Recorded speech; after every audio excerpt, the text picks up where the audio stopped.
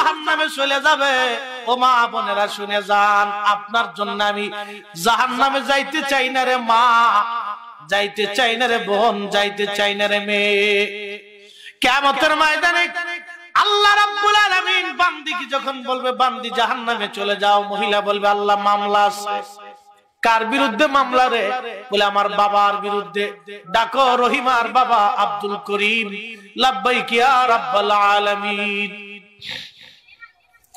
আল্লাহ কি জন্য আপনি ডাকছেন? ডাক দিয়ে বলবে বান্দারে তোমার মেয়ে তোমার বিরুদ্ধে মামলা করছে। বাবা চোখের পানি ছেড়ে দিয়ে বলবে মেয়েরে তোর জন্য জীবনের কত রাত আমি পোহাইছি, কত সূর্যের আলো আমি গ্রহণ করেছি, কতদিন আমার জীবন কষ্টে কষ্টে পার হয়েছে রে মা। আল্লাহর আদালত আজকে তুই আমার বিরুদ্ধে মামলা করলি।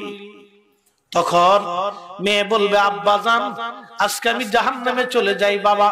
আমার জীবনের যা যা প্রয়োজন ছিল, কাপড় প্রয়োজন ছিল, পোশাক পরিচ্ছদ প্রয়োজন ছিল, লেখাপড়ার টাকার প্রয়োজন ছিল, বিবাহ শাদী দিয়েছেন, শ্বশুর বাড়ির প্রয়োজন ছিল, জীবনের সব প্রয়োজন আপনি মিটাইছেন আব্বা জান। কোরআন শিখান নাই, নামাজ শিখান নাই, আব্বা জান পর্দা পুশিতা শিখান নাই। যদি আজকে শিখাইতেন গো বাবা, আমি মেয়ে জাহান্নামে যাইতাম না। আব্বা গো আপনার বিরুদ্ধে আমার মামলা, বিচার আল্লাহর কাছে। আল্লাহ বলবো বান্দা তুমি তোমার মেয়ের সাথে জাহান্নামে চলে যাও। কিচ্ছু করার নেই বাবা। আমি